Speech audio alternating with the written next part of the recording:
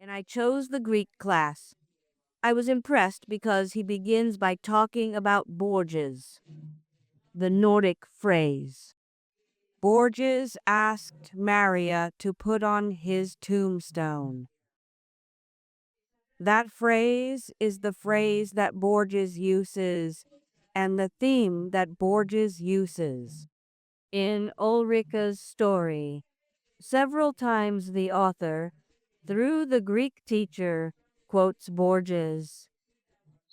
The book consists of two main characters. The Greek teacher who is going blind, like Borges, is a man who at the age of 15 leaves with his mother and sister. His father went to live in Germany and then returned. After 15 years, he returned to Seoul. He begins to give Greek lessons because it was the only option I had, and because it was going to have few students. He knew he was going blind. Although he did not say it at university. On the other hand, we have a woman who suddenly he was speechless.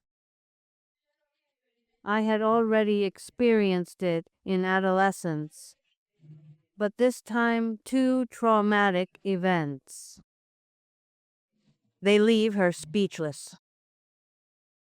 The death of the mother and, especially, the loss of her son, who she loses the homeland by state or loses custody of the child in the hands of her husband, which alludes to psychiatric issues. She chooses the Greek because since she was a child, she loves language, but it is left without language. She begins to understand ideograms and one hears two voices in this literature, an external voice, which is that of the Greek teacher. Que He talks about what he remembers from what he saw before, and an inner voice full of details, which is the one that she cannot broadcast. There are two voices, one outside and one inside. We are going to think about the whole book. These two people, one is a teacher and the other is a student, have something in common. Loneliness.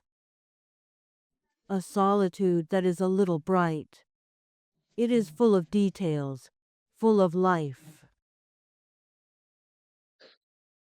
y, y So también is silence.